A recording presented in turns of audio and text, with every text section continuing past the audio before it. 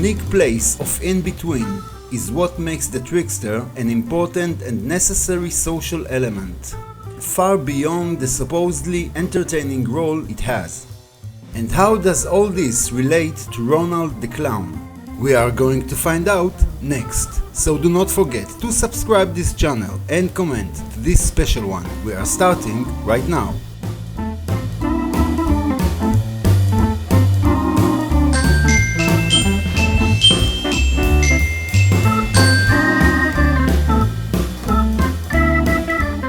The world's famous clown, without a doubt, is Ronald McDonald, who is also one of the most distinctive symbols of the world's largest food company. His character is taken from the character of an American mythological clown named Bozo, and his publicity is second only to Santa Claus. Most of the children of the United States doubtless knew who the incumbent president was, but who Ronald McDonald is, they surely knew. Let's talk about clowns.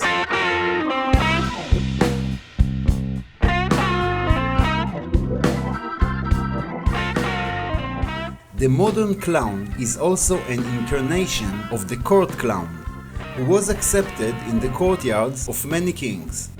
And despite his inferior and sometimes ridiculous social status, he was very close to the king. And his duties included very serious tasks and mainly relief of complex and tense situations by pranks or jokes. In many cultures, the clown had a special social status and a significant role in religious ceremonies and myth.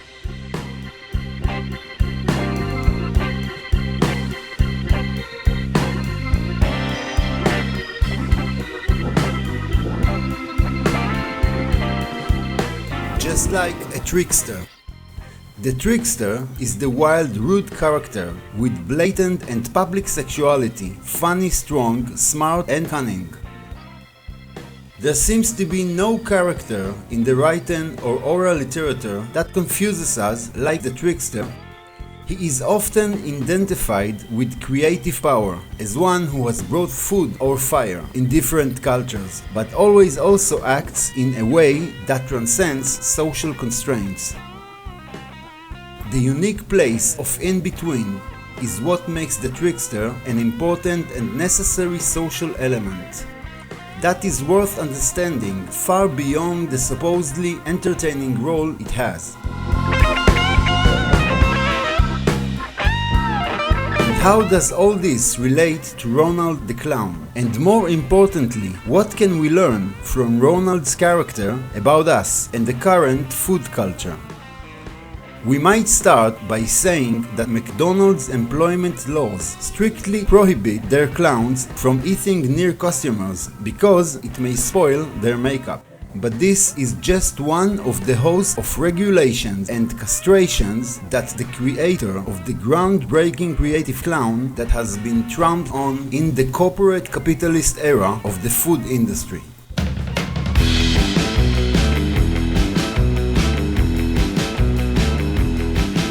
Compared to the trickster, who always challenges us with the truth, even with the unpleasant, Ronald McDonald is forbidden to deviate in conversations with the children from the text approved for him by the directors of the company. For example, he is not allowed to tell the children where the burgers came from. In answer to this kind of question, he has to stick to the script and recite that the burgers are growing in a special plots and picked as they are from the bush. This answer continues the spirit of McDonald's commercials from the 1970s, in which children were told that burgers are grown in flower beds in a place called the Land of McDonald's and not meat that comes from the slaughter of many cows each year.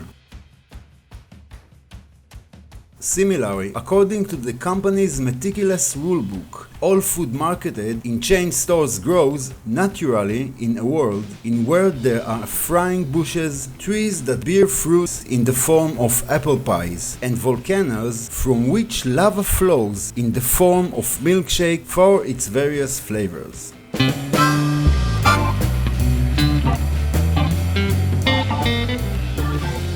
With the decline of Ronald's horn among children, presumably the superheroes and other characters from Pixar or Disney made contribution to this, and the remarketing of this regulated clown has also begun.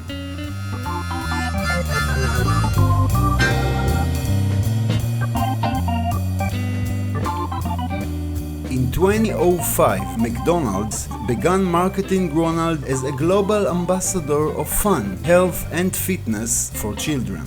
And so you can see him in various commercials, gliding in the snow or juggling fresh fruits. This change also translated into a change in the working conditions required of anyone who applied to work in a Ronald job. In the various branches, and from now on, these were required to be sufficiently fit to do whatever the clown character does. In the commercials, there were also reports of layoffs of those who had served as chroniclers for many years because they were not fit enough. At the same time, the company began a training program for all clowns, so what they could give children basic advice in the areas of health and nutrition. These changes naturally reflect the adoption processes that McDonald's, as any life-willing business company, is doing in the current capitalist global climate to cope with declining revenues due to changing market conditions. The character of Ronald the Clown is a reliable reflection of how the business economic logic that dominates the food industry leads to cultural disappearance by the globalization and the unification of food.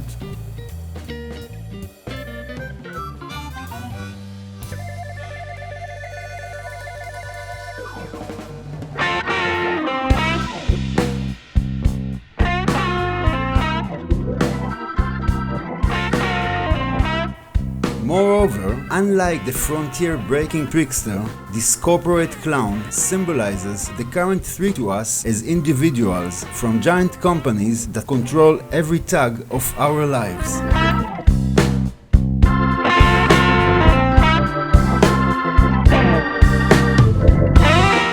These forces that drive the food industry, whose main ideology is profit maximization, and its main function is to sell us industrialized products and make us believe we really love them.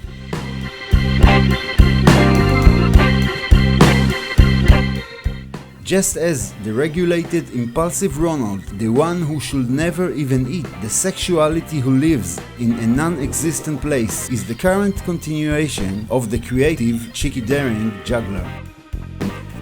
And that is the reason I remind you again to subscribe this channel and get the best food history videos on your main screen. Thanks for watching, see ya on the next.